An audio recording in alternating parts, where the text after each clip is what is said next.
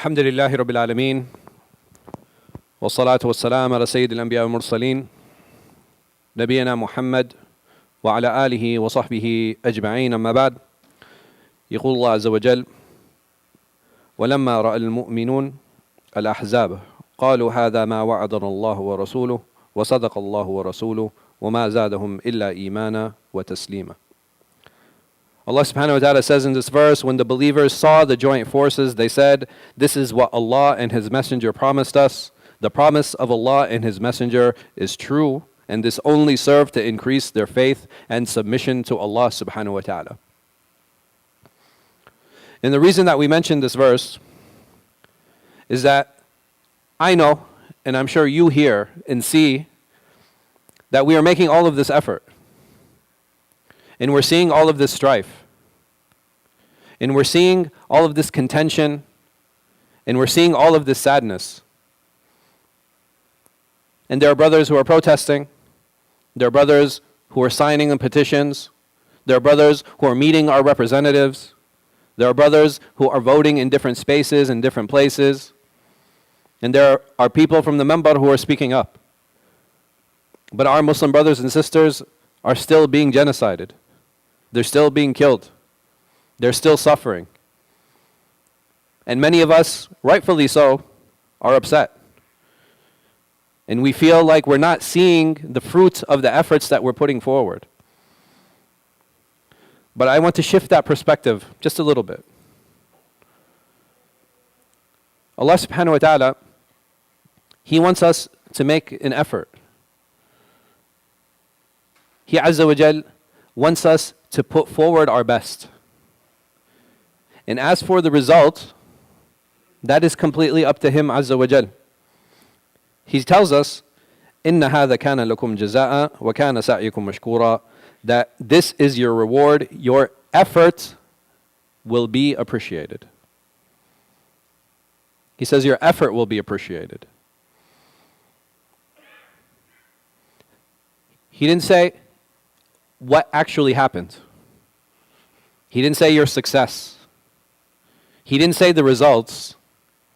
He said your effort is what will be appreciated. And sometimes we overlook that. And if we do look around, yes, all of those bad things are happening. And may Allah subhanahu wa ta'ala help our brothers and sisters in Palestine. Ameen. But we also need to look in the efforts that we are making and make sure that we are staying focused on projects that we have started and that we'll continue to work on. Because there are two very important messages that I have taken away in the past 10 days. And that is, number one, that the Ummah Muhammad sallallahu alayhi wasallam is still united. And the reason I can say that is because even the person who is most detached from the issue of Palestine, he or she still feel pain in their heart. They're hurting and they're upset about what's happening. And that to me is a sign of Iman. That is a sign of belief. That we still care for each other. And the amazing thing is, and I want to link this to the Q&A, is those same brothers and sisters who are hurting, they're not asking if those brothers and sisters are Ashari. They're not asking if they're Sufi, or if they're Maturidi, or they're Shi'i. They just know that their Muslim brothers and sisters are being hurt, and that, to me, is a sign of Iman. Because we don't care. Does that person say La ilaha illallah? Yes? Then his blood is sacred. And he has a right to be protected. His honor has a right to be preserved. And we feel that. So that is a sign of Iman. And it is a sign of the unity of the Muslims. Many times we overlook that. But walillahi alhamd, like I said, yes, we failed in some things. Maybe we don't deal with each other in the way that we should. Maybe we're not as honest in our businesses as we should be. Maybe we don't have as concerted efforts as we should. But at least we still feel. At least we still hurt. At least we still have compassion for each other. And wallahi, it's a beautiful thing. It really is. Even through all this pain, and through all this hardship, and through all this struggling, it is wonderful to see And I'm not saying this in taking a pleasure, but looking around and seeing my brothers and sisters showing empathy for their brothers and sisters. It is something we need to be proud of, and we should embrace. And we should look around and say, no, we still care about each other. We still love each other. And we still hope for the best for each other. But this issue is not the only one. And I don't mean to dismiss it in any way, shape, or form. But in the last 6 to 8 months, I've had parents come forward to me with issues that they are facing in the schools. The masjid itself has had issues in zoning problems and parking issues. We still have our day-to-day problems. We can't allow one issue to trump all other issues. We can add it to our list, and we will continue to protest. We will continue to petition. We will continue to speak up. But I know, and I've had brothers and sisters tell me, this has made me lose confidence in the entire system. I don't want to participate anymore. I don't want to do anything anymore. But this is not the right response. And I'll just give you our example as a community. When did we have this similar feeling?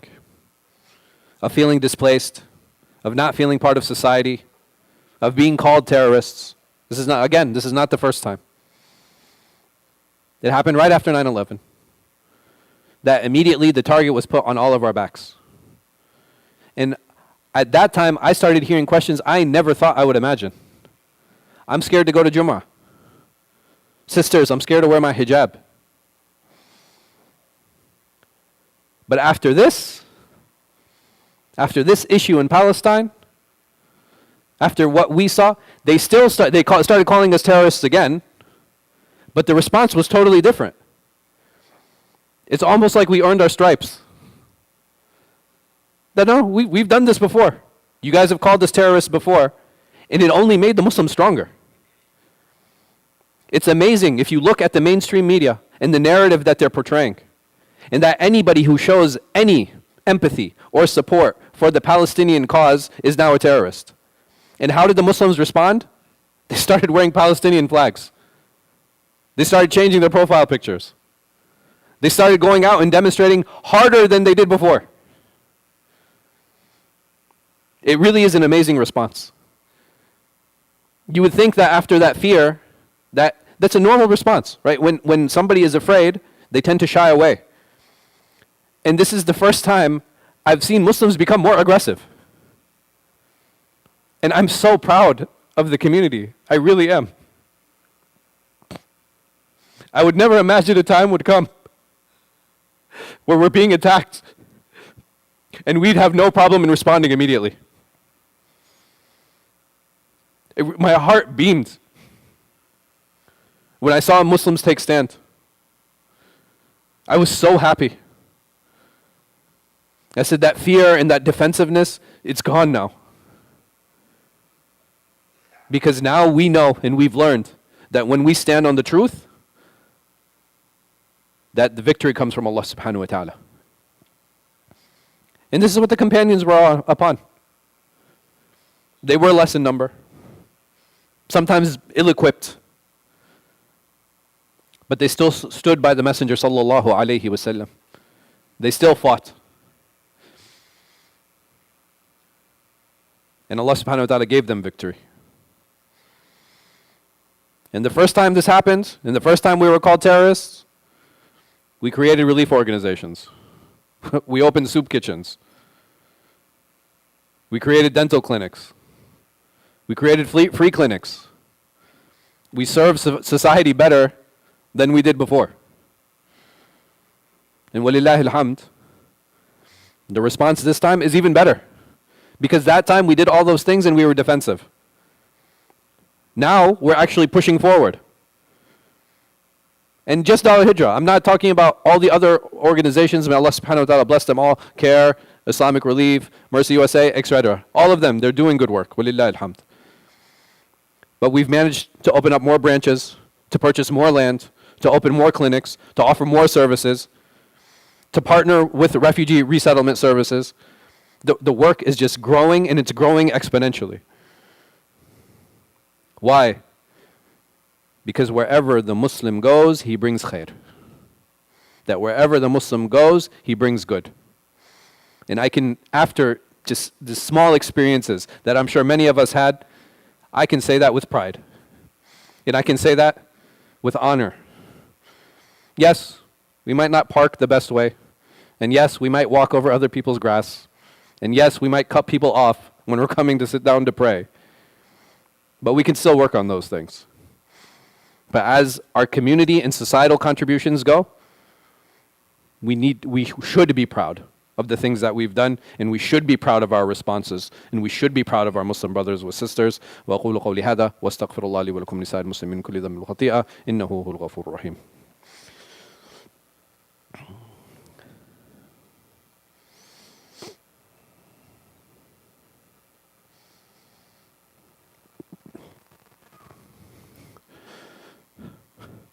الحمد لله رب العالمين والصلاة والسلام على سيد الأنبياء والمرسلين نبينا محمد وعلى آله وصحبه أجمعين. أما بعد، يقول الله عز وجل: أم حسبتم أن تدخلوا الجنة ولما يأتكم مثل الذين خلوا من قبلكم مستهم البأساء والضراء وزلزلوا حتى يقول الرسول والذين آمنوا معه متى نصر الله ألا إن نصر الله قريب.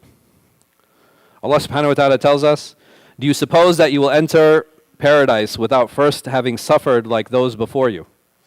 They were afflicted by misfortune and hardship, and they were so shaken that even their messenger and the believers with him cried, when will Allah's help arrive? Truly, Allah's help is near. So that time where we feel the most cornered, that time where we feel the most pressured, that time where we feel that we cannot take it anymore, we know that Allah subhanahu wa ta'ala's victory is near. But that doesn't mean we should stop working. All of the efforts that we have made and all the effort that we are doing, we are obligated to continue that effort. We can't just walk away and give up.